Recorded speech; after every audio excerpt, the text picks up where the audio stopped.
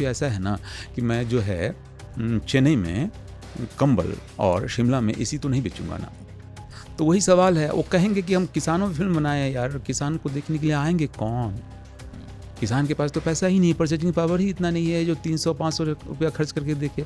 तो ये एक विशियस सर्किल जैसा है। वही लोग फिर लौटते हैं थिएटर में जो असफल हो जाते हैं। सफलता जब उनको मिलती है फिर नहीं लौटते हैं। मैंने मनोज बाजपेयी से फिर वो चुनाव लड़ लेते हैं। मनोज बाजपेयी से मैंने एक फिल्म के प्रचार के लिए जेएनयू आए थे, तो मैं वहीं पे खड़ा था, तो मैंने पूछा हाथ उठा के, मनोज साहब आपसे पूछना चाहूँगा नेटुआ मंच पे कब आ रहा है? नेटुआ बहुत फेमस उनका प्ले रहा है। उनका बहुत जल्दी। इस बात को 8-10 साल तो हो गए होंगे। हमने तो 1 महीना पूरा निकाला, पैसा दिया, सिनेमा देखो। सवेरे से जो है देर रात तक सिनेमा पे बहस करते थे। सिनेमची, जैसे अफिमची होता है ना, वहाँ पे लोग सिनेमची शब्द का इस्तेमाल करते थे। शायद मैं भी उसी तरह से हूँ सिनेमा जो देख रहा हूँ। आप देख लीजिए, चमकीला के बारे में लोग नहीं ढूंढते अगर चमकीला फिल्म नहीं आती, इतनी बहस नहीं होती। वो किताब निकाल के नहीं पढ़ेंगे क्या हुआ, लेकिन सिनेमा देख के वो समझ रहे हैं, और फिल्म उसी ईमानदारी से अगर बनी है तो लोग जानते भी है क्या हुआ उसके साथ। तो फिल्म की पहुंच एज ए मैस मीडियम जो है बहुत दूर तक है ना। ठीक है, एक कच्चा मकान है और फिर हमने पक्का बनाया। ये वाकई विकास और ग्रोथ है भी क्या? अब हमें ठिठक कर नहीं सोचना चाहिए। मतलब मैं ये नहीं कह रहा वापस चलो, पर मैं कह रहा हूँ कि अभी तो बहुत सारे लोग फ़ायदे भी बताने लगे हैं कच्चे घरों के। मैं रूस के बारे में भी जब पढ़ता हूँ तो पता चलता है कि अभी भी वहाँ पर बहुत लोग कई बार सवाल उठा देते हैं, उसके बाद उनका क्या होता है वो पता नहीं, मुझे वो खबर नहीं आई। लेकिन चीन में होता है क्या कुछ ऐसा?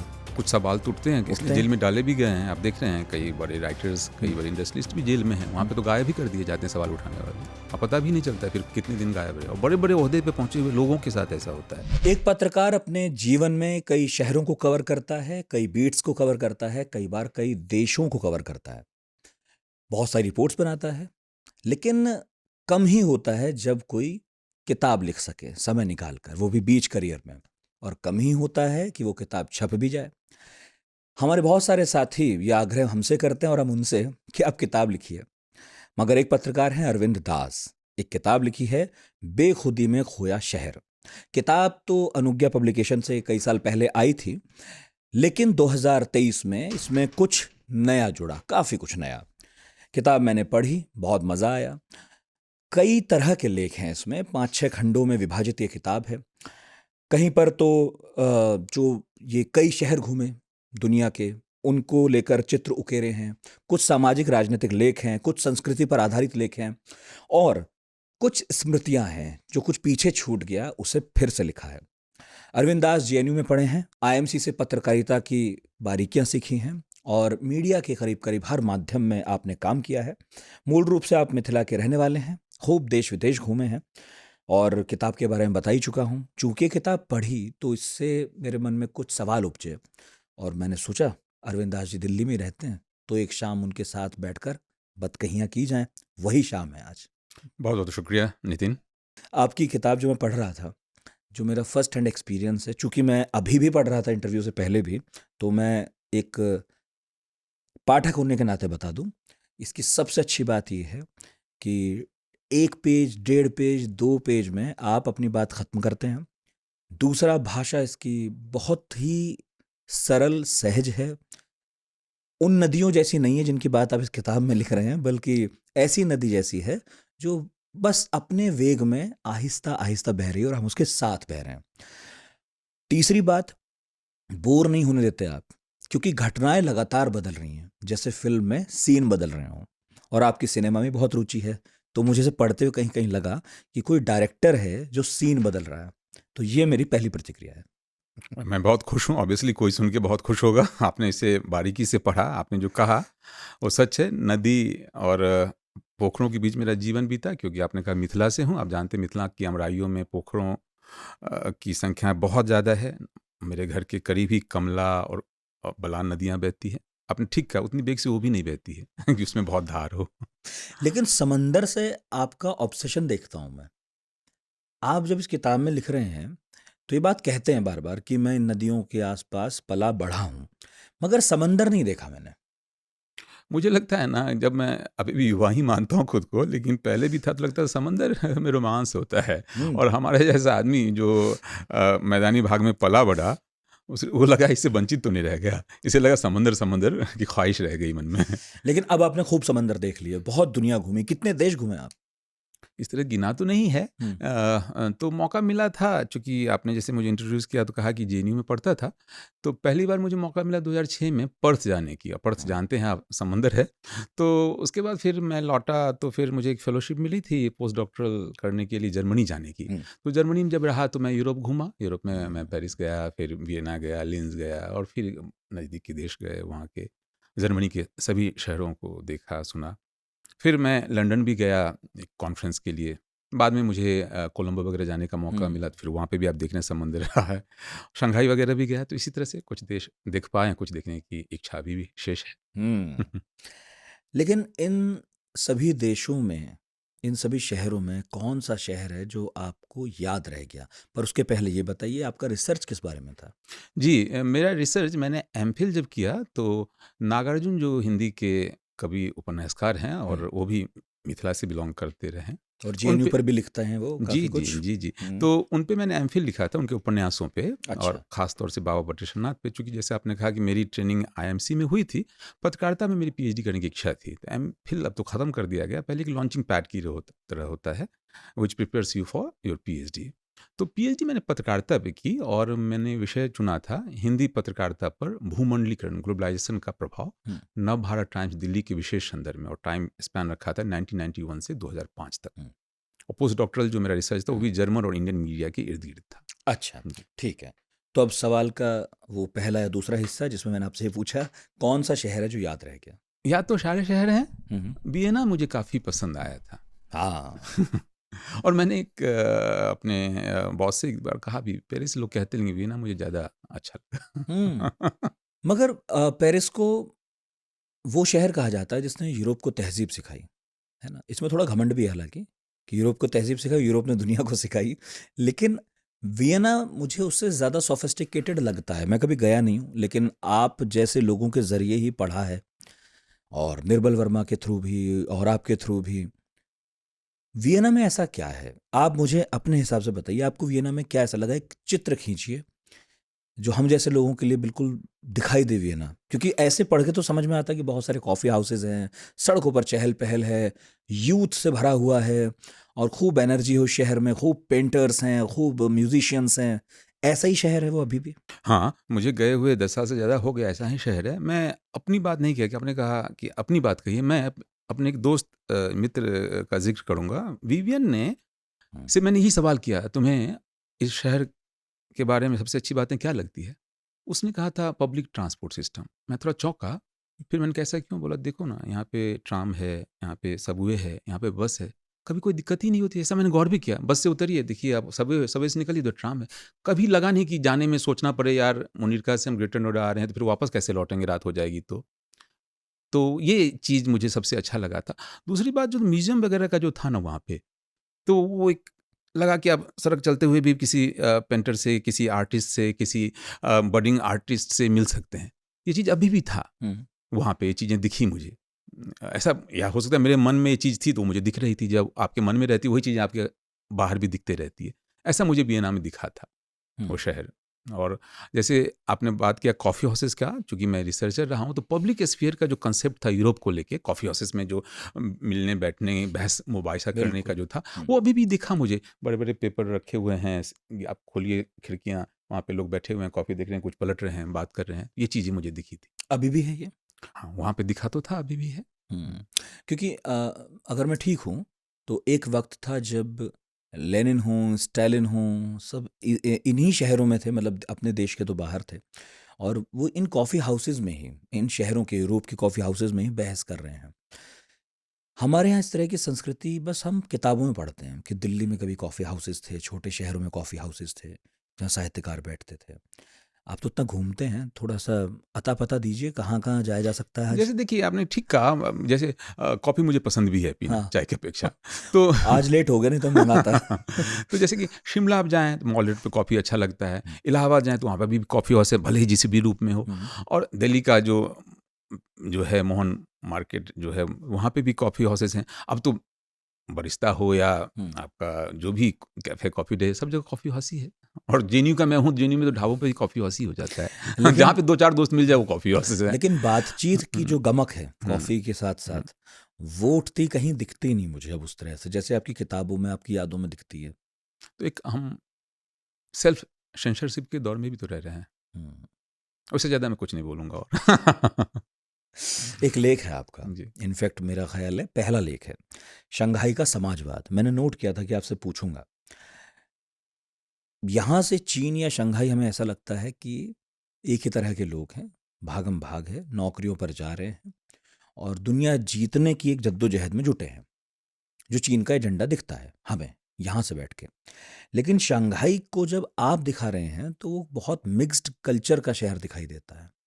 है ना, चूँकि आप देखिए ना, कॉर्पोरेट हब है ना वो, जैसे हमारा मुंबई है, मुंबई तो शंघाई नहीं बन पाया, लेकिन शंघाई शंघाई से ऊपर भी चला गया है।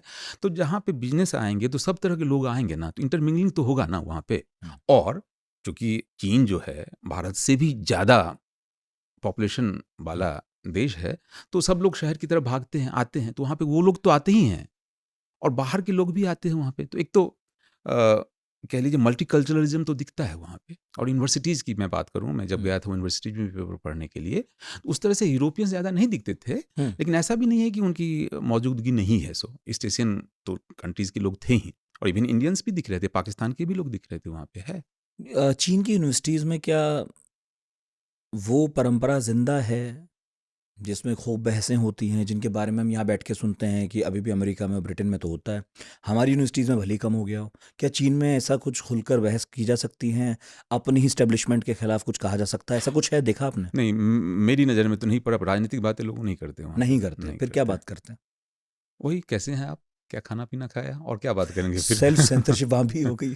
बहुत ज़्यादा, वहाँ हम्म, पे तो हैं ही, आप जानते हैं हम्म, उनका जो सेटअप है, तो सेंसरशिप मीडिया की वहाँ मीडिया कहाँ है? स्टेटस जो के कब्ज़े में जो मीडिया है, वही मीडिया है, प्राइवेट मीडिया के लिए स्पेस कहाँ है? हम इतना कहने के बावजूद भी कह रहे हैं, हमारे पास बहुत स्पेस है जो हम हम्म, कह सकते हैं और कह रहे हैं। हम्म। शायद कहते भी रहेंगे, यही उम्मीद भी है हमें। नहीं, पर मैं एक चीज़ पूछ रहा हूँ कि ठीक है, यूनिवर्सिटीज़ के अलावे जो इदारे होते हैं वो एक लाइन लेंथ पे चलते होंगे, लेकिन यूनिवर्सिटी में जो विद्यार्थी आते हैं पढ़ने, वो तो अल्लड़ नदी ही हैं, किधर भी मुड़ गए। तो मैं ये समझना चाह रहा हूँ कि आप यूनिवर्सिटी में थे, कभी दिखता है ये? क्योंकि मैं रूस के बारे में भी जब पढ़ता हूँ तो पता चलता है कि अभी भी वहाँ पर बहुत लोग कई बार सवाल उठा देते हैं, उसके बाद उनका क्या होता है वो पता नहीं, मुझे वो खबर नहीं आई। लेकिन चीन में होता है क्या कुछ ऐसा? कुछ सवाल तो उठते हैं, इसलिए उठते हैं? जेल में डाले भी गए हैं। आप देख रहे हैं कई हम्म, बड़े राइटर्स, कई हम्म, बड़े इंडस्ट्रियलिस्ट भी जेल में हैं। वहाँ हम्म, पे तो गायब ही कर दिए जाते हैं सवाल उठाने वाले। अब पता भी नहीं चलता है फिर कितने दिन गायब रहे और बड़े-बड़े ओहदे पे पहुँचे हुए लोगों के साथ ऐसा होता है। और ज़्यादातर लोग जिनके पास सत्ता ना हो, लेखकों की जमात छोड़ दी जाए, तो वो सोचते हैं ना घर परिवार ही तो चलाना है उनको।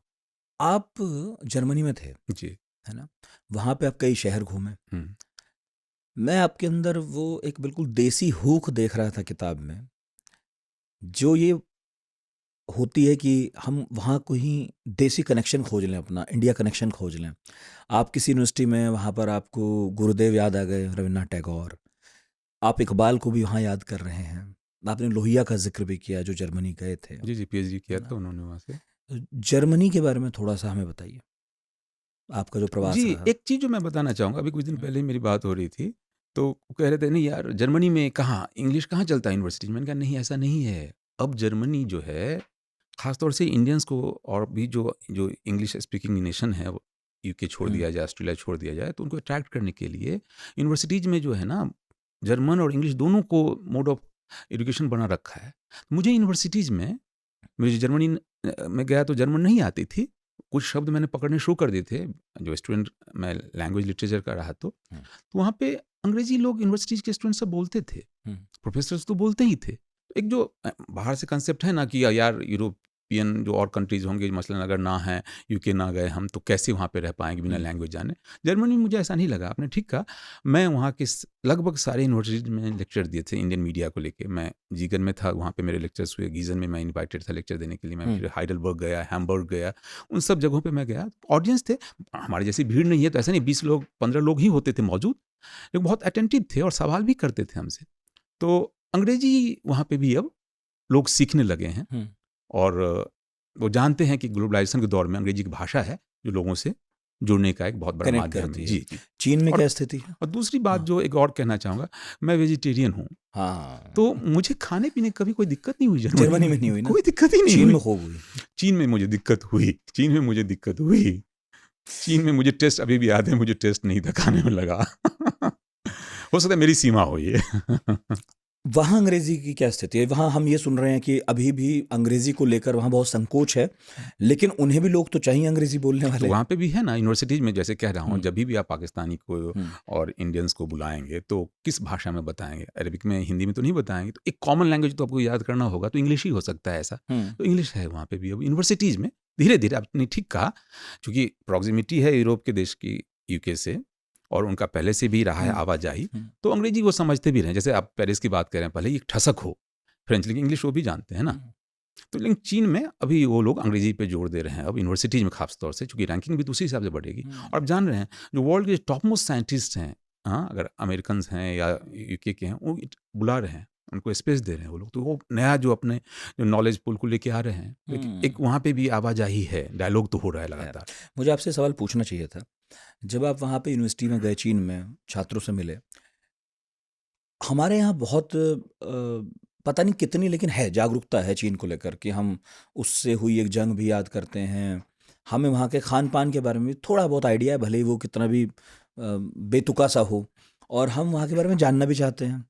हमें लगता है कि चीन एकदम हमारा प्रतिद्वंद्वी है और वहाँ पे क्या स्ट्रेटजियाँ बनती होंगी, वहाँ की कंपनियाँ हमारे यहाँ आ रही हैं। वहाँ का जो आम छात्र है, जो पॉलिटिकली बहुत बात नहीं करता, भारत को लेकर किस तरह के सवाल उनके मन में हैं भी या नहीं है? मैं एक बात बताऊँ, आपने कहा, मैं जहाँ भी गया, जैसे मैं पाकिस्तानियों से भी मिला, मैं हुँ, जैसे कोलंबो गया था तो पाकिस्तानी जर्नलिस्ट से मिला था। इंडिया में भी एक मैं बहुत हुँ, अच्छे वर्कशॉप में था, तो करीब 10 दिन बिताने का मौका मिला था। आम लोग ना, हर देश के ना, वही बात करते हैं, नौकरी-चाकरी, घर-परिवार, कम से कम साउथ एशिया की बात करें तो हुँ, वही अपनी चिंताओं का, बड़े-बड़े मसलों, मिसाइलों में नहीं उलझते हैं वो लोग। वो भी हिंदी की फ़िल्मों की बात, दंगल की बात मैंने सुनी है स्टूडेंट से करते हुए चीन में, आप विश्वास करेंगे? दंगल कैसे वहाँ इतनी मशहूर हो गई? अब आवारा फ़िल्म का गाना आवारा हूँ अभी भी मशहूर है। हाँ, कोई चीज़ कैसे मशहूर हो गई, ये चीज़ कहना बड़ा नहीं क्योंकि मुश्किल है। आप सिनेमा को हुँ, बहुत बहुत ज़्यादा ढंग से फ़ॉलो वही करते वही हैं। बिल्कुल अच्छा सवाल, मुझे भी, मेरे मन में भी था यार, इतनी सारी फ़िल्मों में दंगल ही क्यों? जैसे आवारा हूँ ही क्यों गाना है, आवारा हूँ पे अभी भी थिरकते हैं वो चीन चीन में लोग। मतलब या तो देखिए सरकार ने समर्थन किया हो फ़िल्मों का, थिएटर में लगवा दी हो, उनका अनुवाद करवा दिया हो, बहुत अच्छी लगी साहब हाँ, तो किसी वहाँ को। पे तो डबिंग हुई होगी दंगल हुई तभी होगी तो, हाँ। लेकिन और भी और फ़िल्मों भी की फ़िल्म होती जाती होगी। हैं, और भी फ़िल्में जाती दंगल हैं। को लेकर इतना कैसे शोर है? हानिकारक ना बापू कोई की चीन कनेक्शन है उसका? हानिकारक बापू की वजह से हो सकता है। ये तो प्रतीकात्मक है। तो हाँ, मैं पूछ रहा था उनके मन में कैसे प्रश्न होते हैं? पूछे तो होंगे आपसे, दिल्ली वगैरह के बारे में पूछते चूँकि होंगे? यूनिवर्सिटीज़ में अब मैं था, तो वहाँ पे हुँ, मैं कुछ दिन के लिए ही गया था। तो यूनिवर्सिटीज़ में जो स्टूडेंट्स होते हैं या जो टीचर्स हैं ना, वो अवेयर होते हैं। मेनली आप जानते हैं हायर अच्छा। स्टडीज़ में, तो उनको पता है। और जो कि साउथ एशियन जैसे सेंटर है, तो आप जानते हैं। इतनी बेसिक तो समझ होती है। इंडिया को लेके मुझसे कोई ऐसा सवाल नहीं किया गया, वो क्या है, नहीं है सो, हुँ, ऐसा नहीं। हुँ। और शायद वो हमको ज़्यादा जानते हैं बनिस्बत हम जितना चाइना को जानते अच्छा। हैं, ऐसा मुझे लग रहा है। क्योंकि वहाँ पे ना ट्रांसलेशन की एक परंपरा है। और इंडिया में जैसे आप देखेंगे तो अंग्रेज़ी में फिर भी आपको, अभी जो चाइना इंडिया कॉन्फ्लिक्ट को लेके हो या डिप्लोमेसी को लेके हो या और भी चीज़ों को लेके किताबें दिखी हैं, कई डिप्लोमैट्स जो रिटायर गए हैं वो लिखते हैं। हिंदी में और भारतीय भाषाओं में चीन को लेके बहुत कम या नहीं के बराबर मुझे दिखता है। जो रूसी लिखा साहित्य फिर भी दिखता है हमें, हाँ, लेकिन चीन का लिटरेचर यहाँ नहीं बहुत दिखाई कम देता दिखा। है। मैं ये जैसे जेएनयू में गया तो पीपल्स पब्लिशिंग हाउस पे 1-2 अनुवाद, बहुत पुराने कुछ अनुवाद हुँ, दिख गए। हुँ, बहुत कम, बहुत ही कम, हुँ, बहुत कम, जबकि होना चाहिए, इस पे जोर बढ़ानी चाहिए। हुँ। ट्रांसलेशन ज़रूरी है। ऐसा नहीं है, जैसे जेएनयू में बता दूँ, चाइनीज़ स्टडीज़ वगैरह तो हैं ही, हमारे यहाँ सेंटर तो हैं ही। अब कितना ट्रांसलेशन हो पा रहा है, ये देखना होगा। हुँ, क्योंकि दुश्मन मानो या दोस्त मानो आप किसी को, दोनों स्थितियों में आपको वहाँ की संस्कृति, साहित्य तो पता होना भी चाहिए। और जो पड़ोसी हो, केवल मतलब सामरिक रणनीति ही कब तक आप डिटेक्ट करोगे? सर अल्टीमेटली तो एक पड़ोसी से आप कितना दिन तक दुश्मनी भी निभाएँगे? हुँ, हुँ, रहना तो बगल में ही है ना सर, उसे तो बदल नहीं सकते ना आप। हुँ, हुँ, तो वो, और उसमें जो आप कह रहे हैं सॉफ्ट डिप्लोमेसी की बात करें, हुँ, लिटरेचर हो या फ़िल्म हो, एक बड़ा माध्यम है, या हुँ, पीपल टू पीपल कॉन्टैक्ट जो हो, हुँ, बड़ा माध्यम है। हुँ। हाँ, अपना पैगाम मोहब्बत है, वो जहाँ तक पहुँचे ना, अब वो जाने। वही क्योंकि सोशल मीडिया पर तो वो लोग हमें दिखते नहीं। जैसे आपने पाकिस्तानी छात्रों की बात की हुँ, जो आपसे मिले हुँ, अलग देशों में। हुँ, हमें वो अक्सर ट्विटर पर टकरा जाते हैं और फेसबुक पर भी। हुँ। तो थोड़ी बात हो जाती है। तो पता चल जाता है कि वो भी हम जैसे हैं, हम भी उन जैसे हैं। उनके भी 3 हाथ नहीं है और वो भी पकड़ लेते हैं कि हमारे 3 पैर नहीं है। लेकिन चीनियों के साथ कभी इंटरेक्शन नहीं होता क्योंकि वो सोशल मीडिया पर उस तरह है नहीं। तो हमारे यहाँ से खैर बहरहाल हमारे गांव से भी आज बहुत सारे लोग चीन में हैं जो योग सिखाते हैं। योग सिखाते हैं, बिजनेस भी तो बढ़ रहा है आप हाँ, देखेंगे तो। हाँ। तो अब हमें उनके थ्रू थोड़ा बहुत पता चलता है कि एक आम चीनी बच्चा, छात्र, युवा हमारे बारे में क्या पूछ रहा है। तो इसलिए मैंने आपसे सवाल पूछा कि आप तो वहाँ सीधा यूनिवर्सिटी में ही गए, तो उन लोगों के कंसर्न क्या है। ठीक है, एक शहर और है, आपकी किताब में बहुत जगह आता है, जिगन। हाँ, तो वहाँ पे मुझे मानना पड़ेगा मैंने इसके बारे में कभी पहले नहीं पढ़ा। नहीं, छोटा शहर है, यूनिवर्सिटी टाउन है जो कोलोन के नज़दीक है और फ्रैंकफर्ट से भी ज़्यादा दूर नहीं है। वहाँ पे जिग नदी थी, तो वहाँ पे एक यूनिवर्सिटी टाउन जो कह रहा हूँ 50 साल पुराना होगा, वहीं पे मुझे पोस्ट डॉक फेलोशिप मिली थी पॉलिटिकल साइंस डिपार्टमेंट में। तो वहाँ पे मैं रुका था और सबसे खूबसूरत बात वहाँ लगी थी, जिस साल मैं गया था 2010 में, फिर भी गया, बाद में भी गया, तो इतना बर्फ़ जो है 35 सालों में कभी नहीं गिरा था। तो वो मेमोरी में है मेरे। और बर्फ़ के बवंडर भी मैंने उड़ते हुए देखे। मैं जब राजस्थान में था तो रेगिस्तान देखा तो बवंडर धूल के, बर्फ़ के बवंडर मैंने देखे थे वहाँ पे। तो जिगन मेरे लिए इसलिए भी खास हो जाता है। जैसे मेरे जैसे आदमी जो कभी बर्फ़ गिरते उस तरह से नहीं देखा, उसे लगा यार ये मेमोरी में जो है चीज़ें, जैसे जो कहानियों में पढ़ते रहो, दिखा मुझे। दूर-दूर तक मुझे बर्फ़ का जो है एक जो चादर बिछा हुआ दिख रहा है और बहुत दिनों तक लगातार ही गिरता रहा। रात में सो के उठता था, बाहर देखता था, ये क्या है? फिर गायब भी हो जाता था कहीं। कैसा लगता है उन यूनिवर्सिटीज़ या लाइब्रेरीज़ में जाते हुए, पढ़ते हुए, जिनके बारे में आप ज़िक्र करते हैं, जिनका इतिहास 2-2 हज़ार साल पीछे चला जाता है? हाइडेलबर्ग में 1356 वगैरह के करीब हुआ, 2000 साल तो नहीं कहूँगा, लेकिन हाँ, वहाँ का हाइडेलबर्ग पुरानी यूनिवर्सिटीज़ है, तो ऑलमोस्ट 800 ईयर्स का तो इतिहास है। तो मुझे व्यक्तिगत रूप से तो थोड़ी लगा कि जो इंडिया में जो भी यूनिवर्सिटीज़ बने हैं, मसलन जेएनयू की बात करूँ, जो जुड़ाव है, मुश्किल से 60 साल हुए होंगे, 50 साल हुए होंगे, वो भी स्थिति ऐसी लग रही है, पता नहीं 10-15 सालों के बाद क्या होगा इसका। लेकिन वो सोच के देखिए 800 सालों से परंपरा को बना के रखा है, ज्ञान की परंपरा को, और और उनको बीच में वहाँ पर यहूदियों के शोध रोक दिए, जो मैं पढ़ रहा था आपके इसमें। जी। जैसे हिटलर जब आता है तो लोगों ने कहा कि हाइडेलबर्ग यूनिवर्सिटीज़ के जो लाइब्रेरी की किताबें थी, दूर-दूर उठा-उठा के लोग गाँव गए। तो यही है ना, यूनिवर्सिटी जो है केवल सरकारी की बात करें तो वही नहीं बनाती, लोग भी तो बनाते हैं। समाज को भी तो आगे आना होगा। कि हम समाज की बात कहाँ सुन रहे हैं, जो कोई कहे मिडिल क्लास जिसके बच्चे पढ़ते हो, नहीं यार ये गलत है, मेरे बच्चे पढ़ के निकले और हमें इतना कुछ दिया है, समाज को भी, परिवार को भी। क्यों ऐसी बात करते हो? ये यूनिवर्सिटीज़ को लेकर इतना ममत्व हमारे यहाँ क्यों नहीं दिखाई देता? जैसा आपने हाइडेलबर्ग के बारे में बताया कि लोगों ने उसकी किताबें खुद बचा लीं। शायद हमारे पास वो परंपरा कट गई थी पढ़ने को लेके। एक और इसमें एक चीज़ और भी है, एक क्लास का भी मसला था जिसको क्लास से भी जोड़ सकते हैं। सिमटा हुआ था तबका जो पढ़ता था और दूसरों की बात करता था। लेकिन देखिए अभी भी जो नीचे तबके के लोग हैं, तथाकथित जो हाशिए के समाज के लोग हैं, जिनमें पढ़ने की ललक है, उनके अंदर तो है भावना, हम कहाँ जाएँगे? ऐसे अगर जेएनयू नहीं होता तो शायद मैं भी पीएचडी नहीं कर पाता, क्योंकि मेरे पास इतने पैसे नहीं थे मेरे फादर के पास। तो मुझे आज के दौर में जो प्राइवेट यूनिवर्सिटीज़ हैं, लाखों की फ़ीस लेके ग्रेजुएशन करवाते हैं। तो शायद ये बात कुछ सालों के बाद पता चले, हमने क्या खोया, क्या पाया की शैली में। ये आपने वियना के बारे में लिखा था, बेखुदी में खोया शहर।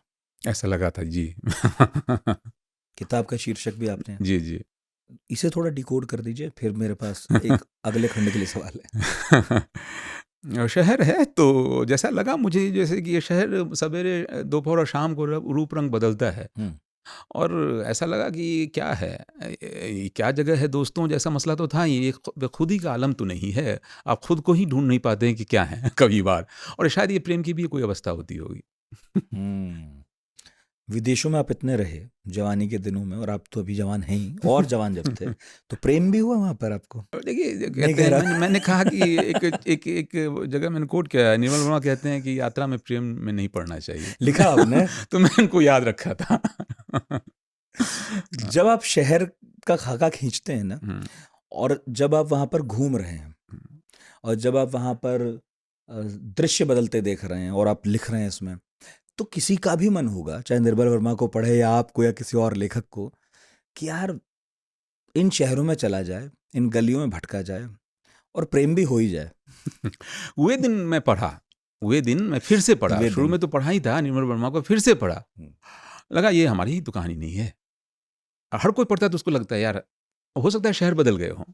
इसलिए साहित्य, और निर्मल वर्मा का जिक्र बार बार आप कर रहे हैं, निर्मल वर्मा मुझे भी बहुत प्रिय हैं। हाँ जी, मैं मिला भी था उनसे। तो वो है, एक दौर होता है, और जो कहते हैं जवानी लौट के आए ना, एक मेरे टीचर हैं, उनको भी ये गाना बहुत पसंद था। तो एक ही बार जी जाती है जवानी, और किस्से कहानी भी उसी दौर में बनते हैं। इस दौरान आपने नदियों पे भी बहुत लिखा है, जिक्र है कई जगह, नेकर, सेंट, टेम्स, है ना? और फिर आपकी टीस उभरती है कि क्या कभी गंगा और जमुना भी हमारी संस्कृति का ऐसा ही हिस्सा रही होंगी? देखिए पर्यावरण जो है ना, हुँ, पर्यावरण से अगर आप जुड़ते हैं तो लगता है हम केवल अगर आसमान की तरफ देखें तो कितना सुंदर चाँद कभी दिख जाता है, हो सकता है बंद कमरों में नहीं दिखे और कल-कल बहती हुई नदी लगे तो लगे यार हमारे अंदर क्या कोई पुकार तो नहीं रहा है। हाँ, ये मैं कह रहा हूँ हमारा होना, हमारे परवरिश हुँ, जो होती है, परिवेश से भी तो संचालित होती है, तो परिवेश बनता ही इसी से है ना, नदी से, हुँ, पोखर से हुँ, या तालाब से या वृक्ष से। कोई पेड़ भी अगर आपके घर के करीब है और उसको आप 30 साल से देख रहे हैं, अचानक से कट जाए, तो वो उतना ही दुःख होता है जो एक आपके किसी परिजन के बिछड़ने का। अब सोचिए, मैं अभी भी ये सोचता हूँ, अगर यमुना कहते हैं कि लाल किले के से बगल से गुजरती होगी, कि किधर जाती होगी, क्या उसका रास्ता रहा होगा, कैसा होगा? या हुँ, ताजमहल के नज़दीक बहती रही होगी क्या? हुँ। कहाँ है? अब तो शायद किताबों में ही रह गई, और जो भी जो बचा है वो भी शायद किताबों में नहीं रह जाए। बहुत हल्ला सुना था गंगा की सफाई का, क्या हुआ मुझे नहीं पता। आप बताएँगे तो मुझे खुशी होगी। नदियाँ जो है, नदियों के किनारे संस्कृतियाँ बनती जी, जी, हैं, बिल्कुल। है ना?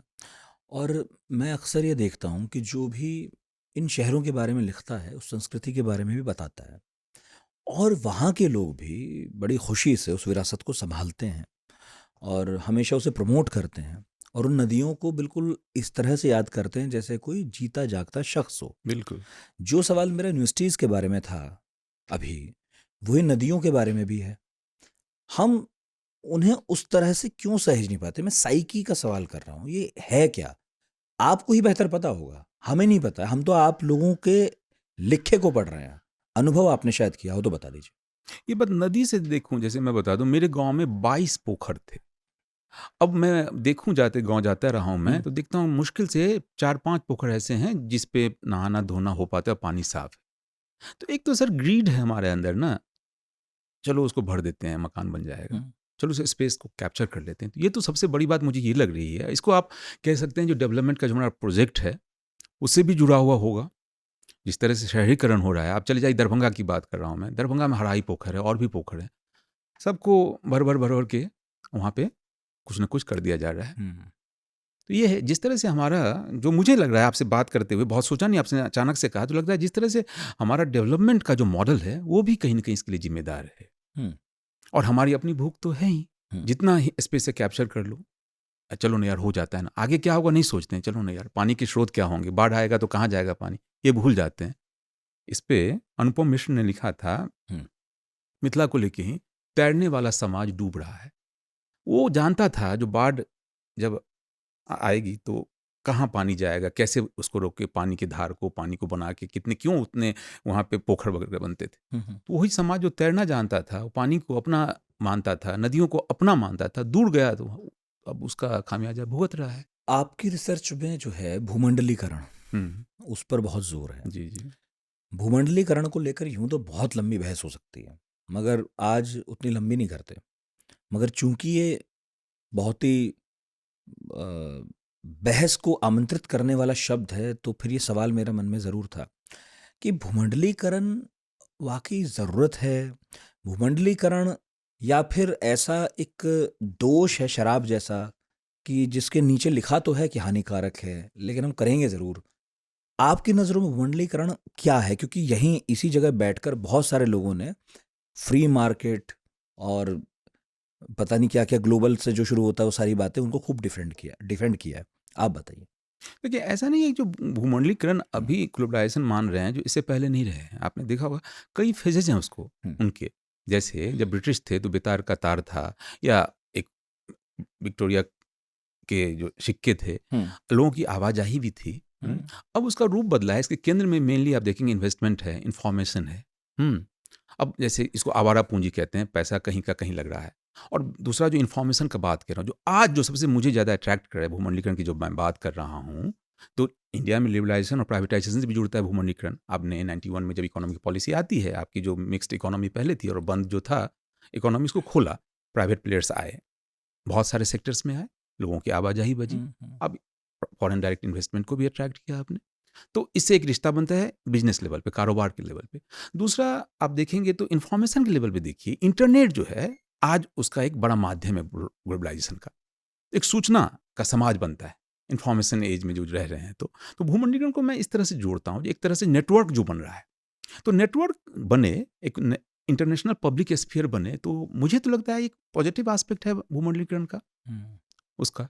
और उसके अलावा आर्थिक पक्ष उसके अलग हैं, जो फिर किसका पैसा कहाँ लग रहा है, उससे किसको फायदा पहुंच रहा है। क्या ग्लोबलाइजेशन आने के बाद जो है हमारे यहाँ इनइक्वालिटी बढ़ी है, जो कि बढ़ी है।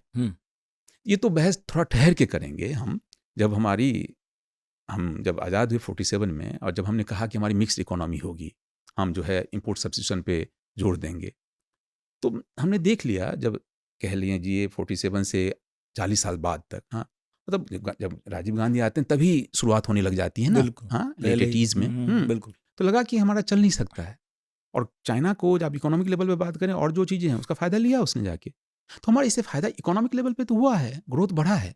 तो मैं भी इस बात को, लेकिन थोड़ा-सा मेरे मन में भी, चूँकि इकोनॉमिक्स का स्टूडेंट मैं था, बहुत ज़्यादा नहीं पढ़ा, थोड़ा बहुत पढ़ा, तो डिलेमा है कि कुछ सेक्टर्स जो हों, वो तो जैसे स्वास्थ्य है, शिक्षा है, वो तो रहे सरकार का उनके पास। हाँ, लेकिन कुछ ऐसे सेक्टर हैं जहाँ पे गवर्नमेंट का कोई बिजनेस नहीं बिजनेस करे, क्योंकि वो देख चुके हैं फेलियर है।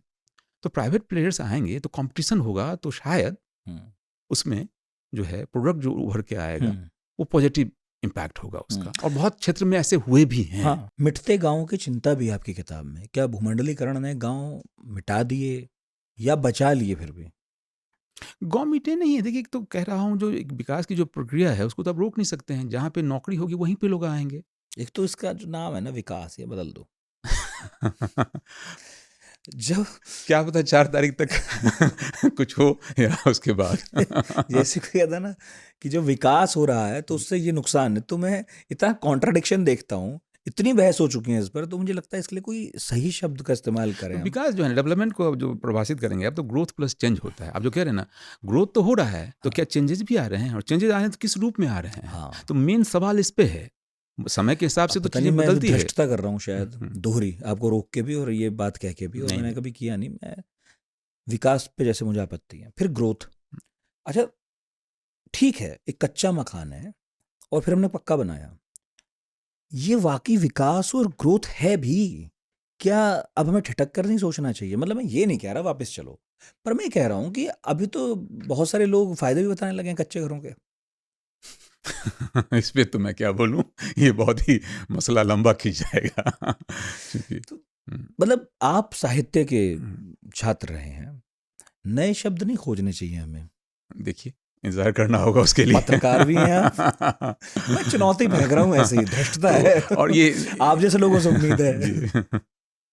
विकास, देखते हैं कितना विकास हो पाता है आने वाले सालों में। इतनी सुंदर किताब आपने लिखी, ये तो टिप्स लेने चाहिए हमारे पत्रकार मित्रों को भी, कि सुंदर रिपोर्टाज कैसे लिखा जाए, अच्छे शब्दों का उपयोग कैसे किया जाए।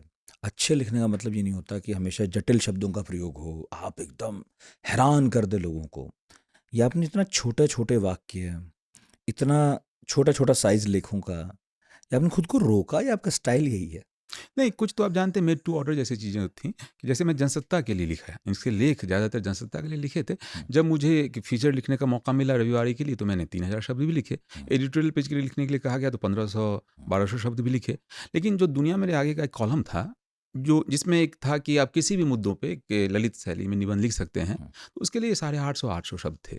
तो मैं वहाँ पे रोका, और मुझे लगता है अभी भी मैं लिखता हूँ तब 800-850 शब्द एक पीस को उठा के आप उस पे आप लिख सकते हैं, जो लगेगा कि बात कह दी। बात कहने सकते तो हैं, पर बहुत सारी बात रह नहीं जाती। कई जगह मुझे इतना मजा आने लगा और अचानक खत्म हो गया। ऑब्वियसली रह जाती है, ये तो है, मैं भी फील करता हूँ, बहुत सारी बातें कही जा सकती है। मेरे टीचर रहे हैं, वो बार बार मुझसे कहते हैं बड़ा लेख लिखो, वो कहते हैं। और जैसे आप रिसर्चर जब होते हैं तो शोध पत्र, जैसे मैंने शोध पत्र भी लिखे हैं, तो मैंने करीब 8000 शब्दों की शोध पत्र भी लिखे हैं। किलोमीटर में लिखा जाता है। और मेरी किताब भी लिखा है, मेरे शोध किताब भी है, तो करीब 200 पेज की किताब भी है। लेकिन अखबार की अपनी सीमा होती है ना, अब स्पेस है, जैसे वो तो 500 शब्दों को ही घेर पाएगा, उसमें तस्वीर भी आएगी, आपका थंबनेल भी, अगर आप चाहते हैं मीडियम की, अगर चाहते हैं थंबनेल, तो थंबनेल भी है। जैसे आपसे बात कर रहा हूँ, मुझे कोई चिंता नहीं है जो आप समेट देंगे या मुझे रोक देंगे या टोक देंगे। यहाँ पे आपने कहा कि आप बात कीजिए, आप फुर्सत से कीजिए, तो मैं भी फुर्सत से हूँ बात करने के लिए हूँ। इतनी किताब पढ़ी है आपने और नौकरी भी कर ही रहे हैं, ये सिनेमा देखने का वक्त कब मिल जाता है? आपके मुंह से ऐसी ऐसी फिल्मों के नाम सुने, और अब बातचीत में जब निकलेंगे तो मुझे उम्मीद है कि लोग नोट करेंगे, हमारे यहाँ नोट करते हैं बाय द वे। हम्म। जो लोग पॉडकास्ट सुनते देखते हैं हमारा, वो फिर किताबें और सिनेमा जो भी आप बताएंगे नोट करते हैं। मैं चाहता हूँ इस बातचीत में कुछ नाम ज़रूर निकलें, पर पहले बताइए इतना वक्त कैसे निकलता है? लोग ये शिकायत करते हैं कि कब पढ़ें, कब देखें, वक्त कैसे निकलता और आप क्या पत्रकार हैं ना, जी, तो लेकिन इसलिए ज़्यादा ज़रूरी है। नहीं तो क्या रहा कि आपकी तरह से मैं बहुत ही ज़्यादा बिजी पत्रकार नहीं हूँ शायद। एक बात तो ये थी कि देखिए आप जानते हैं कि हिंदुस्तान में मनोरंजन का बड़ा साधन तो सिनेमा ही था। तो हम सिनेमा देखना जो मुझे याद है बचपन से शुरू कर दिया, लेकिन ठीक से देखना शुरुआत मैंने 14 साल से कर दी थी। महीने में 2-3 दिन सिनेमा, जब दरभंगा में था तो वहाँ पे पूनम में कभी सोसाइटी में जाके पुरानी फिल्में देखता था। वहीं पे मैंने गाइड देखी, लैला मजनू देखी, नई फिल्में भी देखी, दीवाना देखी या घायल फिल्में देखी। अभी मेमोरी में अचानक से आ रही, वही मैंने जिक्र किया अभी एक लेख लिखते हुए कि पहली बार मैंने सलीम लंगड़े पे मत रो का पोस्टर देखा। तो मैंने कहा यार ये फिल्म क्या होती है और क्या नाम है इसका? तब मैं बाद में देखा, अच्छा तो ये सईद मिर्ज़ा की फ़िल्म है। जब मैं पैरेलल सिनेमा के बारे में पढ़ना शुरू किया, देखना शुरू किया, तो सिनेमा देखता हूँ और हाँ, मैं पैरेलल सिनेमा, समय फिर मैं टोक दूंगा। समय निकाल लेता हूँ मैं देखने का। तो और ये तो मैं कहूँ करीब 30 सालों से देखता रहा हूँ, तो 30 साल तो एक बार काफ़ी वक़्फ़ा होता है। हिंदुस्तानी सिनेमा का इतिहास ही अभी 100 साल का हुआ है। आप एक किताब भी लिख रहे हैं अभी सिनेमा जी, पर? सिनेमा पे मैं किताब की तैयारी में हूँ। करीब 6 सालों से मैं लगातार प्रभात खबर के लिए और नेटवर्क 18 के लिए, न्यूज़ क्लिक के लिए सिनेमा को लेके लिखता रहा हूँ। एक तैयारी में हूँ मैं सिनेमा को लेके। किस डायरेक्शन में किताब होगी? ये सवाल है कि मैं नहीं चाहता जो अखबारी ही बातें जो मैंने लिख दी है उसी को मैं रिपीट करूं। मैं एक देखना चाह रहा हूं, मेरे मन में एक नया सवाल है कि ऑनलाइन ओटीटी वगैरह के आने से क्या स्पेस बना है। बॉलीवुड तो बहुत लोग जानते हैं और चर्चा ही उसकी होती है, लेकिन उसकी चर्चा करते हुए हम आपसे भी ना रीजनल सिनेमा छूट जाता है जो बहुत ही समृद्ध रहा है। उसका भी इतिहास हिंदी सिनेमा से कमतर नहीं है। कोई 80 साल पुराना है तो कोई अ, करीब 100 साल भी पुराना है। असमिया सिनेमा की बात करें, जैसे मैथिली सिनेमा की बात करूँ, लोग नहीं जानते होंगे मैथिली में भी सिनेमा बनती है क्या? अब अचल मिश्र की फ़िल्म हो या पार्थ सौरभ की फ़िल्मों से चर्चा हुई है, कान कुछ में। नाम लेते चलिए आप। जैसे गामा घर फ़िल्म आई थी अचल मिश्र की, धुइना आई थी, हाँ, ऑर्बिट फ़िल्म है वो। पार्थ सौरभ की फ़िल्म जो आई है जैसे पोखर के दोनों पार, नाम मैथिली है, हिंदी है, लेकिन उसमें जो आप देखेंगे ना उसके जो टेक्सचर है ना वो मैथिली ही है। भाषा भले ही वो हिंदी है, लेकिन बोलने का जो बिहारी जो टोन है ना, वो मैथिली को ही लिए हुआ है। तो मैथिली की बात करें, उससे पहले कन्यादान फ़िल्म आई थी जो 50 साल पूरे कर चुकी है, या ममता गावी गीत थी ये फ़िल्में, और बीच में फ़िल्म बनी तो उसमें ऐसा कुछ नयापन नहीं है जिसे अलग से रेखांकित किया जा सके, क्योंकि वो ढर्रा जो अपनाया वो बॉलीवुड की फ़िल्मों का ही रहा है। तो क्षेत्रीय सिनेमा की जो मैं बात कर रहा था, तो क्षेत्रीय सिनेमा का जो हमारा है, मराठी लोग जानने लगे हैं, मलयालम तो खूब जानते हैं, तमिल तो जानते ही हैं, असमिया जानते हैं। तो जैसे मैं आपसे इंटरव्यू शुरू होने के पहले, बातचीत शुरू होने के पहले जो ज़िक्र कर रहा था, मुझे मौका मिला मणि कौल से मिलने का, जैसे कुमार शानी से मिलने का, अडूर गोपाल कृष्णन से मिलने का भी मौका मिला। उनसे मैंने लंबी बातचीत भी की। जैसे मैंने जो है गिरीश काशावली जो कन्नड़ के बहुत बड़े फ़िल्म मेकर हैं, उनसे मैंने बात की। जैसे जानू बरुआ जो असमिया के लीजेंड हैं, उनसे मैंने बात की। सुधीर मिश्रा जी से भी बात की। अनूप सिंह हैं, अनूप सिंह की फ़िल्म देखिए, उनकी द फ़िल्म अभी आई थी द सॉन्ग ऑफ स्कॉर्पियंस। इसमें इरफान की वो आखिरी फ़िल्म है वो। आप लोगों ने नहीं देखी, वो देखनी चाहिए, शायद यूट्यूब पे भी मिल जाएगी अब। और कुछ दिन पहले रिलीज़ हुई थी, लेकिन दुर्भाग्यवश क्योंकि बहुत प्रचार भी नहीं हो पाता है और लोग नहीं पहुँचे थे हॉल में, मैं हॉल में भी जाके देखा। तो उनकी एक फ़िल्म किस्सा है जिसमें भी इरफान थे, पंजाबी में बनी थी। तो उनसे भी मैंने बात की। पुष्पेंद्र सिंह हैं, यंग फ़िल्म मेकर हैं, तो उनकी फ़िल्म जो आई थी तो मैंने देखी थी, तो उनसे भी बात की। तो उनको मैं लेके चल रहा हूँ, उनसे बात कर रहा हूँ। तो देख रहा हूँ मैं जो एक हेजेमनी जो है ना हिंदी सिनेमा का, ये ओटीटी के आने से जो टूटी है। हाँ, और किस रूप में टूटी है, किस तरह का स्फीयर बना है, ये मैं देखना चाहता हूँ। एक जो एस्थेटिक्स है वो भी बदलता है सही। इन फ़िल्मों के आने से। सही। वो किस तरह है और क्या इसका हो सकता है भविष्य।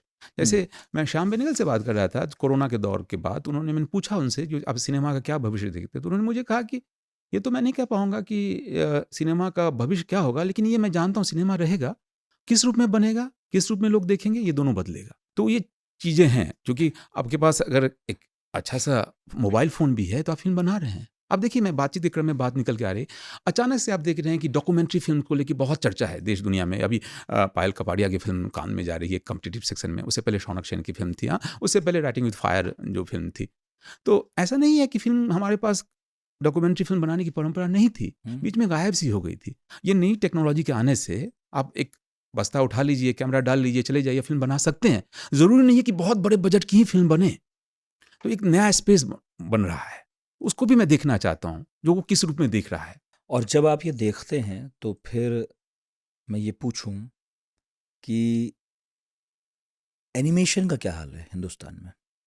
वो भी तो एक पूरी अलग तरह की टेरिटरी है जिसे एक्सप्लोर करना चाहिए था। जब मैं जापानीज़ मूवी देखता हूँ एनिमेशन में या और लोगों की, तो मुझे इस बात की बहुत कमी महसूस होती है कि हमारे यहाँ इस तरह की चीज़ें हुई ही नहीं, हो अभी भी नहीं रही। अभी कुछ दिन पहले ही प्रधानमंत्री मोदी जी वीडियो गेम बनाने वालों से मिल रहे थे, उन्हें हाँ, इनसे भी मिलना चाहिए गेमर्स से था। मिले। एनिमेशन मूवी जो बना रहे हैं, आपने बहुत अच्छी बात की। आप देखिए, एक कल्चरल प्रोडक्ट भी है। मियाज़ाकी की फ़िल्में जो हैं, हाँ, है ना? मैं बच्चों की नहीं कह रहा, अभी तो उस पर आऊँगा मैं, कि मैं बच्चों नाम के लिए बोल क्या रहा हूँ, बन शायद रहा है। कुलकर्णी हैं जिनकी एनिमेशन की फ़िल्म है, महिला फ़िल्म डायरेक्टर, उनकी फ़िल्म आई थी, मैंने देखी हुँ, थी एनिमेशन की, हुँ, बहुत ही अच्छी लगी थी। हुँ, मैं चेहरा याद है, नाम मिस कर रहा हूँ मैं। यही नुकसान है बहुत सारा पढ़ने और देखने का। जी, जी। नाम रह जाते हैं, पर उसके लिए गूगल है, जी, वो चिंता की बात नहीं जी। है। तो मैं यही बोल रहा हूँ आपसे कि अ, आपने एफटीआई को बड़े प्रेम से याद किया है मैं इसमें, वहाँ रहा 1 है ना? महीना, मुझे मेमोरी में अभी आप भी रहे। है। जी, मैं वहाँ पे फ़िल्म हमारे साउंड इंजीनियर हैं कपिल जी, भाई साहब भी वहीं से पढ़े हो ना? तो वहाँ पे फ़िल्म एप्रिसिएशन कोर्स के लिए मैं था 2010 में, हुँ, और वो काफ़ी अच्छा अनुभव रहा। सवेरे से रात तक आप फ़िल्म देखते रहिए। आपका फ़िल्म देखने का समय कैसे निकाला? हमने तो 1 महीना पूरा निकाला, पैसा दिया, सिनेमा देखो। सवेरे से जो है देर रात तक सिनेमा पे ही बहस करते थे। सिनेमची, जैसे अफ़िल्मची होता है ना, वहाँ पे लोग सिनेमची। सिनेमची शब्द का इस्तेमाल करते थे।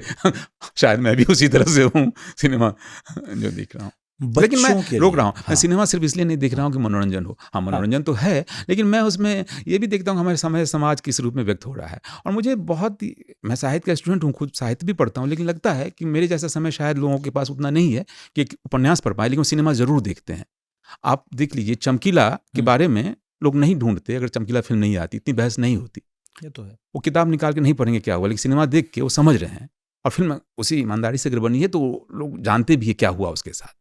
तो फ़िल्म की पहुँच एज़ ए मैस मीडियम जो है बहुत दूर तक है ना, हुँ, हुँ, और चूँकि विज़ुअल मीडियम है तो पावरफुल बहुत है। विज़ुअल मीडियम आपकी चेतना को बहुत ज़्यादा हुँ। प्रभावित करता है। तो ये विजुअल मीडियम अ, खेती किसानी किसानों पर बात क्यों नहीं करता? जैसे मीडिया में बंद हो गई, फिल्मों में क्यों नहीं होती देखिए, है? आप सवाल बहुत अच्छा सवाल करें, मेरे मन में भी है, तो मुझे तो एक लग रहा है वही बाज़ार का जो सिद्धांत है ना, हुँ, जो चमकीला भी फ़िल्म में जो कहता है, जिसकी आलोचना भी हो रही है, लोग वही देखना, सुनना हुँ, वो पसंद भी वही करते कह हैं। रहा। हुँ, तो मुझे लगता है, एक बार संपादक से मैंने बात किया था जब रिसर्च के क्रम में, तो उन्होंने कहा था, देखिए ऐसा है ना कि मैं जो है चेन्नई में कंबल और शिमला में एसी तो नहीं बेचूँगा ना। तो वही सवाल है, वो कहेंगे कि हम किसानों पे फ़िल्म बनाए हैं यार, किसान को देखने के लिए आएँगे कौन? हुँ, किसान के पास तो पैसा ही नहीं है, परचेज़िंग पावर ही इतना नहीं है जो 300-500 रुपया खर्च करके देखे। तो ये एक विशियस सर्किल जैसा है कि मैं ये नहीं कहूँगा किसानों को लेके फ़िल्म नहीं बनी, एक दौर में तो बनती ही रही है, और शायद एक्सप्लोर करने की ज़रूरत है, अलग ढंग से बात करने की ज़रूरत है। लोग देखें फिर से। हुँ। किसानों मज़दूरों पर दुनिया में फ़िल्में बननी बंद हो गई है, वहाँ भी चल रहा है अभी? मज़दूरों को लेके तो फ़िल्में बनी हैं, अभी कुछ दिन पहले ही मैंने देखी थी, एक वर्किंग क्लास मज़दूर होते हैं, ये फ़िनिश फ़िल्म थी, फ़िनलैंड की फ़िल्म थी, बहुत अच्छी फ़िल्म थी वो। तो मज़दूर होते हैं और उनके प्रेम को लेके है, और वो कैसे वो प्रेम में बनते हैं, तो उनको मज़दूर को लेके तो है। सही। हाँ, हुँ, आप कह रहे हैं और सही बात भी है कि किसानों मज़दूरों के पास परचेज़िंग पावर नहीं है, तो मार्केट उन्हें ऐसे ही देखता है कि ये तो हमारा ग्राहक नहीं है, हुँ। तो फिर हम क्यों बनाएँ? लेकिन बच्चों का मार्केट बहुत बड़ा है, पर फ़िल्म उनके लिए भी नहीं बन रही है। यूट्यूब पर बहुत सारे लोग एनिमेशन बनाते होंगे, कार्टून बनाते होंगे बच्चों के लिए, लेकिन फ़िल्म एज़ सच नहीं बना रहे। तो उस पर भी मुझे बड़ी हैरानी होती है कि ये मार्केट इतना बड़ा है। ठीक है, तारे ज़मीं पे फ़िल्म देखी ना? मुझे याद बहुत है, साल हो गए पर। मुझे याद है, मैं अपने कज़न को लेके दिखाने ले गया था, हुँ, फ़िल्म आई थी तो। हुँ, हुँ, बन सकती है, लोगों को पसंद है, और देखिए अक्रॉस जो है वो एज ग्रुप को उसने जो है प्रभावित किया था। हुँ। बच्चों की फ़िल्में बच्चों की नहीं हो सकती है ना, अब ऐसा होता तो ईरानियन फ़िल्में हमें पसंद ही नहीं आती। वही। कुछ अच्छी फ़िल्मों के नाम लेते चलिए। जैसा आपने इरैनियन कहा तो मेरे तो एकदम मैं डायरेक्टर्स का नाम ले रहा हूँ, अब लोग हाँ, देख डायरेक्टर्स लेंगे। का नाम ज़रूर लेना चाहिए मोहसिन आपको। मकबल बफ़ और हो, ये भी या हाँ, समीरा बताइए। समीरा मकबल बफ़ की फ़िल्में देखी जा सकती हैं, वहाँ पे जफ़र पनाही की फ़िल्में देखी जा हुँ, सकती हैं। वहाँ पे एक बहुत अच्छी फ़िल्म आई थी सेपरेशन, उन उसको आप ढूँढ सकते हैं। बहुत एक, सुंदर हाँ, फ़िल्म है। अल्ज़ाइमर को लेके जो फ़िल्म थी। तो अब तो मैं बताऊँ, लोग गूगल करेंगे तो एक साथ ही बहुत नाम आ जाएगा। अब्बास कियारोस्तामी की फ़िल्में देख टर्टल्स सकते कैन हैं। फ्लाई और जी, सब वो देख हाँ। सकते हैं आप, हुँ। तो एक साथ फ़िल्में। तो ये मैं हुँ, अब्बास कियारोस्तामी की बात कर रहा हूँ, जफ़र पनाही की बात कर रहा हूँ मैं। हुँ, इनकी फ़िल्में देखी जा सकती हैं, फ़िल्में। हुँ। मोहसिन मकबल बफ़ की फ़िल्में देखी जा सकती है। हाथ मैं लगे ईरानियन ईरानियन बात नहीं कर इरैनियन की बात रहा, कर और रहे हैं। हाँ, और हिंदुस्तानी बात करें तो नए डायरेक्टर्स में आपको देखना है तो गुरविंदर सिंह की फिल्म देखी, पंजाबी में इनकी फिल्म है अन्हे घोड़े दा दान, चौथी कूट, अच्छी फिल्म है। मैंने पुष्पेंद्र सिंह की बात की, वो भी एफटीआई के प्रोडक्ट हैं, बाय द वे गुरविंदर भी, उनकी फिल्म देखिए आप, अच्छी लगेगी। अनूप सिंह का जिक्र किया मैंने, अनूप सिंह बहुत ही अच्छे, ये मणि कौल और कुमार शानी की परंपरा के फिल्म मेकर हैं। इनकी फिल्म आप देखिए, जैसे मैंने स्कॉर्पियंस, सॉन्ग ऑफ स्कॉर्पियंस की बात की, किस्सा की बात की, वो देखिए उन्होंने तिताश एकटा नदीर नाम बनाई थी ऋत्यु घटक को लेके, क्या अच्छी फिल्म है वो। तो इनकी फिल्में आप देख सकते हैं। यंग की बात कर रहा हूँ मैं, यंग फिल्म मेकर में। अगर आप लोगों ने नहीं देखा हो तो ईब आले ऊ देखिए आप, प्रतीक वत्स की, क्या सुंदर फिल्म है। तो मैं अचानक से आपसे बात करने के क्रम में आई है, कई यंग फिल्म डायरेक्टर से मैं जैसे पायल कपाड़िया की बात कर रहा हूँ, उनके डॉक्यूमेंट्रीज, उनकी फिल्म आएगी तो उनको देखी जा सकती है फिल्म में, क्योंकि वो अलग ढंग से रच रहे हैं, वो फार्मूला से बाहर जा रहे हैं। वो जिसमें फ्रेंच में एक शब्द है ना, ओता, जो मैंने इस डायरेक्टर किताब के लिए में कहा जो है। अടूर गोपाल कृष्णन के संदर्भ में कहा है, तो देखिए उनकी एक दृष्टि है, वो एक यूनिक क्रिएट करने की कोशिश करते हैं, और हिंदुस्तान में भी हैं ऐसे लोग। अब कुछ लोग हमसे पूछेंगे कि ये भी बता दीजिए, देखें कहाँ, प्लेटफॉर्म्स क्या हो सकते हैं?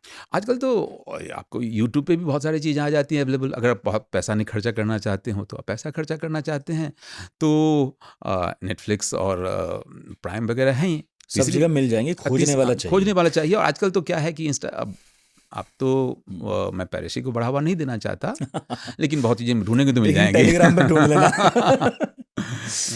आपने दो लोगों का बड़े श्रद्धा से नाम लिया है। एक तो ऋत्विक घटक, जो उपनिषद में गुरु मिलते थे, जो गुरु ज्ञान देते थे और उनके पास बैठ के शिष्य सुनते थे, तो आपने उनका भी नाम लिया।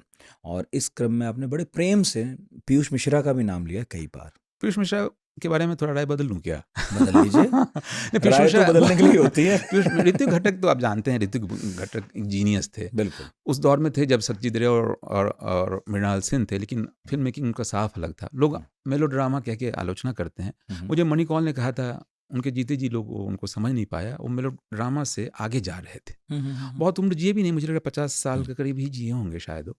फिर भी आप मेघे ढाका तारा देखिए, अभी भी कितना हॉन्ट करता है, जबकि फिल्म बने हुए 60 साल हो गए होंगे।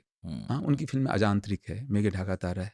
हाँ, तो वो फिल्म देखिए आप, उनकी जो फिल्में हैं।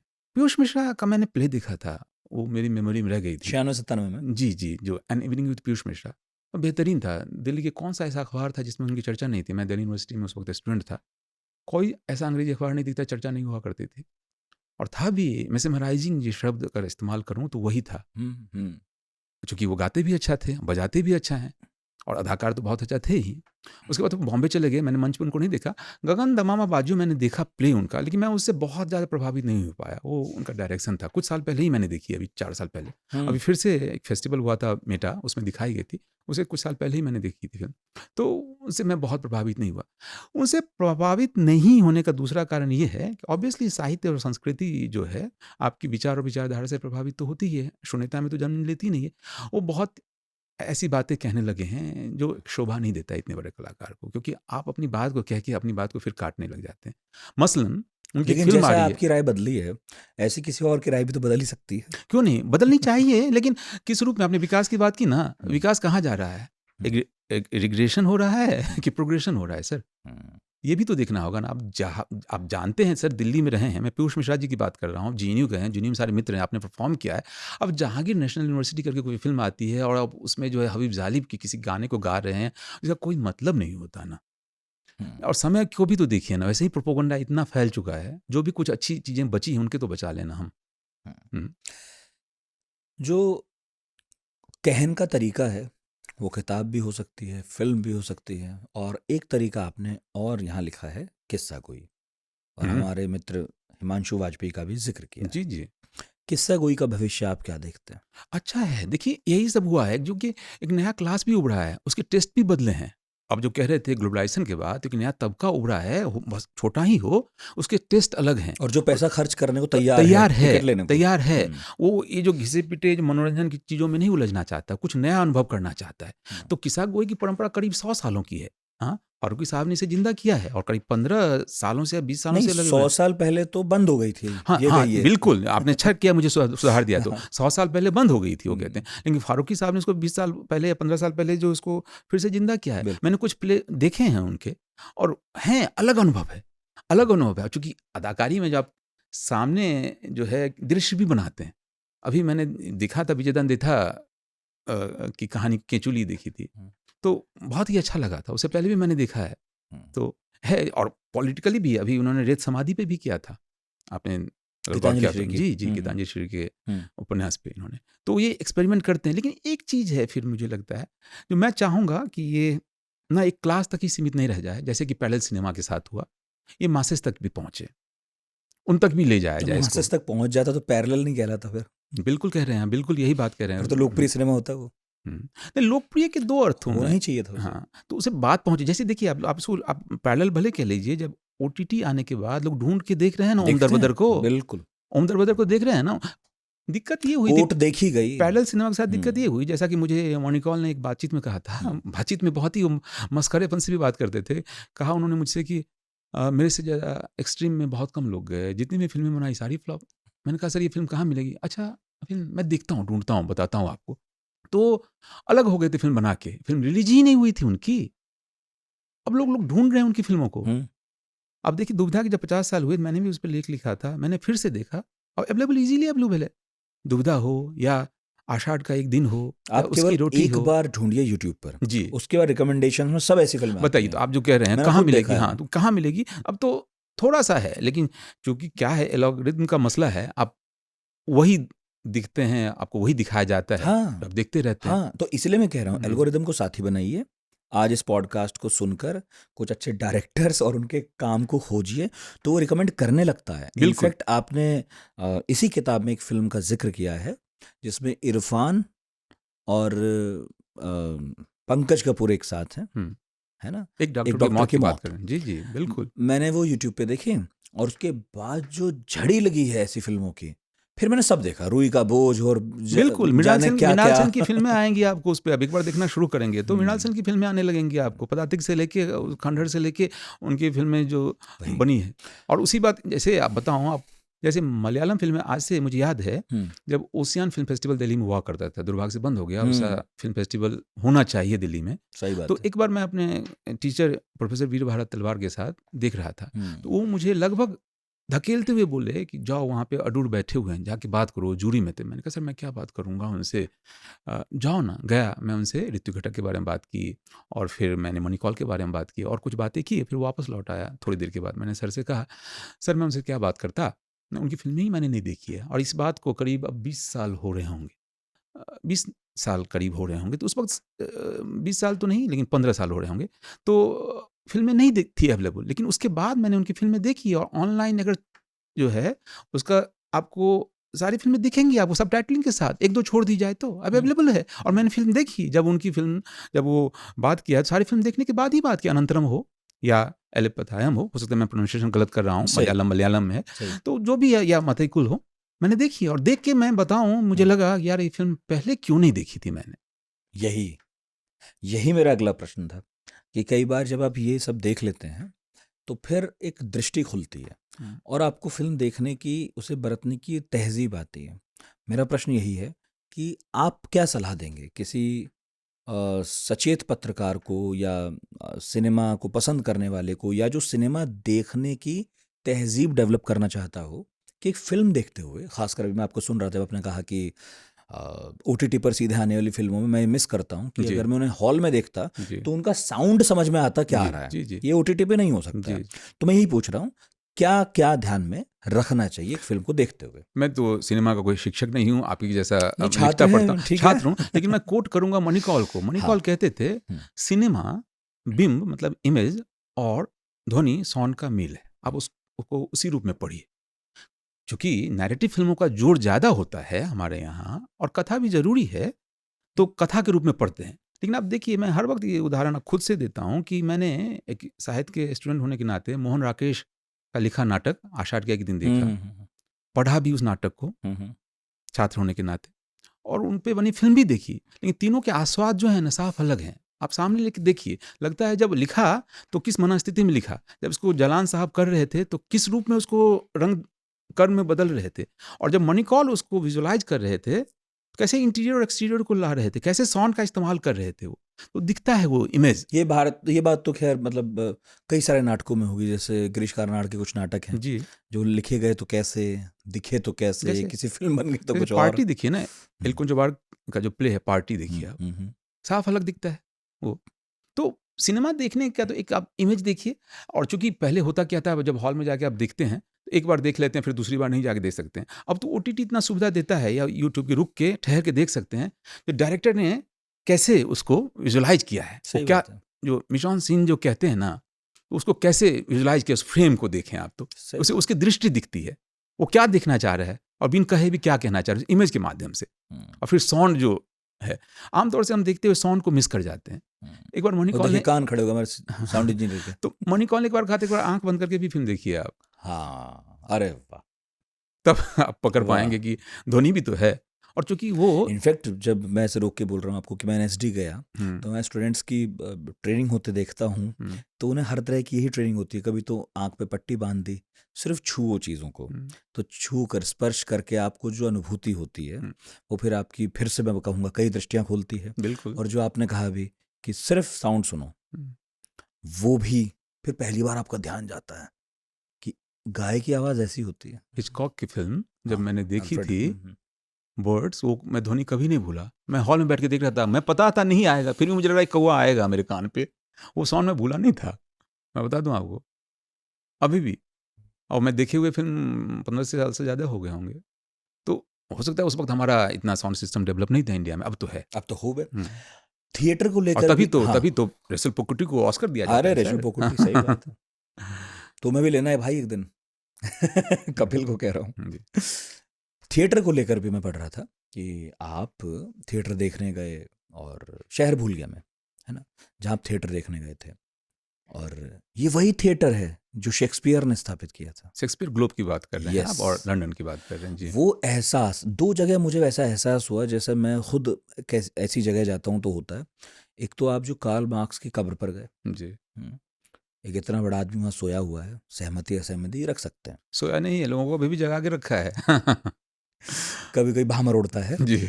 और दूसरा, जब आप उस थिएटर में थे जो, जहाँ आपने लिखा कि मैं सोचकर रोमांचित हो जाता हूँ कि सैकड़ों साल पहले, 400-500 साल पहले, शेक्सपियर कोई किसी मंचन के बाद जब लोगों के सामने खड़ा होता होगा, वो यही मंच है, वो यही जगह है।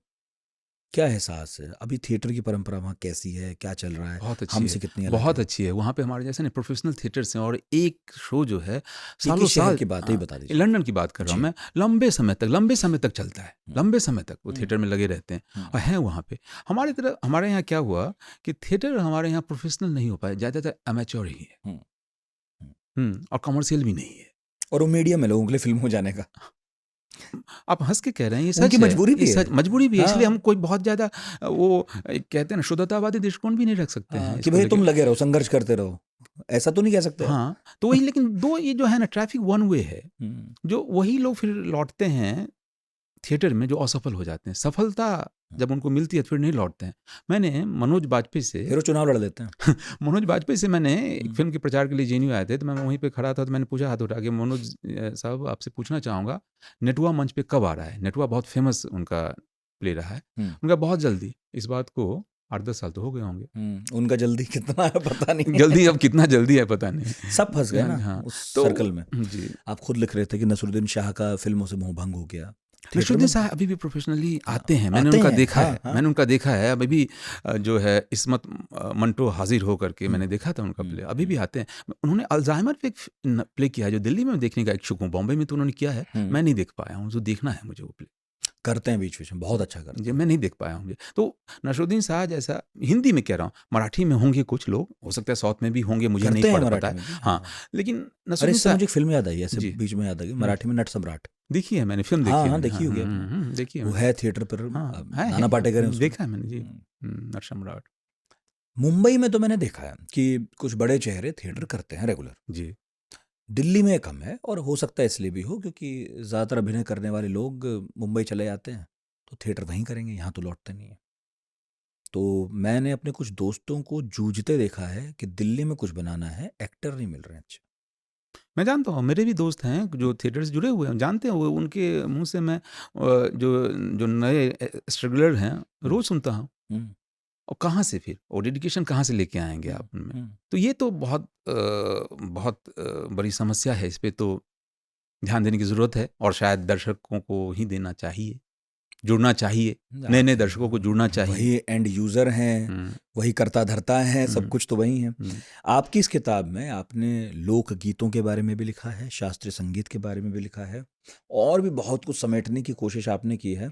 आप तो सफल हुए, लेकिन एक पॉडकास्ट में मैं नहीं सफल हो पाऊंगा। तो दो एक सवाल अंत में बस कर लेता हूँ, है ना, और फिर कोशिश करेंगे कि कभी ना कभी फिर से बैठकर लंबी बात करें, क्योंकि एक एक विषय पर बहुत लंबी बात हो सकती है। किताब की बात शुरू हुई थी, किताब से ख़त्म करते हैं। ये बताइए, जैसे आपने फिल्मों के बारे में कहा कि कैसे सुननी चाहिए, देखनी चाहिए, किताब को लेकर आपकी क्या सलाह है?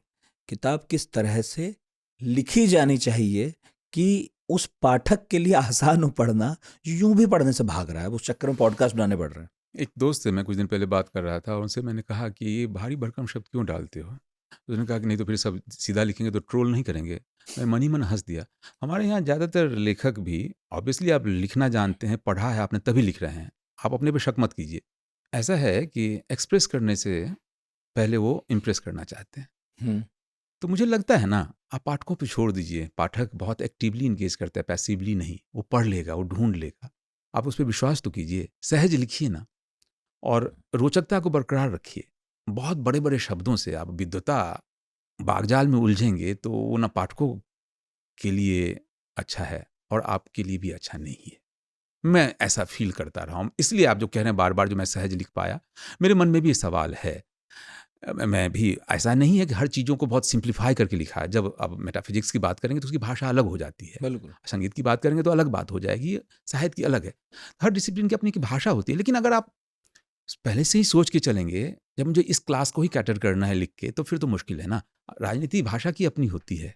बिल्कुल। तो आज जो आप कह रहे हैं हिंदी में भी बहुत है और मेरे टीचर कह रहे थे, एक मैं नाम नहीं लेना चाहूँगा किसी के बारे में, बताओ उसको मैंने पढ़ाया है और ऐसा शब्द लिख रहा है जो मुझे ही समझ में नहीं आ रहा है। तो ये लिखना जो मैं अपने टीचरों से भी सीखा है। चूँकि आप जो बात-बात कह रहे थे उनकी चेतना ऐसी थी जो लोगों से जुड़े। आप लिख किसके लिए रहे हैं? पहले ये स्पष्ट तो होइए। और बहुत लोगों तक पहुँच रहे हैं। हम आप मीडिया से जुड़े हुए हैं, आप इस बात को बेहतर जानते हैं कि मैसेज तक पहुँचने के लिए हमें उस स्तर पे उतरना होगा और बाय ट्रेनिंग ये आती है हमारे कई अंदर। बार उतरना होगा और कई बार चढ़ना होगा। जी, बिल्कुल, बिल्कुल, वो परिश्रम करना होगा वहाँ तक पहुँचने के लिए। तो एक बार ये अगर आप स्पष्ट हो लें कि हाँ, हम इनके लिए लिख रहे हैं, हमें यहाँ तक पहुँचनी है, तो चीज़ें आसान होती है। अब फिर आप सोचते नहीं यार ये शब्द क्यों लिखेंगे? मैं आपने गौर किया होगा 10 भी शब्द इसमें संस्कृत के नहीं दिखे होंगे आपको। ऐसा नहीं है संस्कृत के शब्द नहीं आते। जब मैं लिख सकता हूँ कि मैं खाना खा रहा हूँ तो भोजन क्यों करूँगा मैं? मैं खाना ही खाऊँगा। तो मुझे क्या क्या भोजन क्या करना? क्यों भोजन तो लिखूँ? राजा लोग करेंगे। तो वही मैं कहना चाह रहा हूँ। तो वो ब्राह्मणिकल भी है इसमें एक। तो वो भाषा जो हम लोग जिस तरह बोलते हैं उस तरह से लिखें और बात अगर कह पाएँ तो मुझे लगता है वही सार्थकता है फिर कहने की।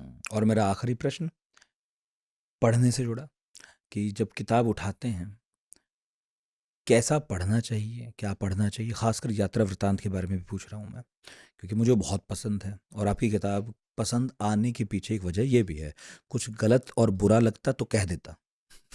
चलिए शुक्रिया। आपने कहा कि अच्छा लगा तो मुझे खुशी है इस बात को सुन के। जी। तो पढ़ने का बताइए, उसके बारे में क्या टिप्स हैं? लिखने के बता दिए। पढ़ने के बारे में कैसे बड़ा पढ़ें? ज़रूरी है।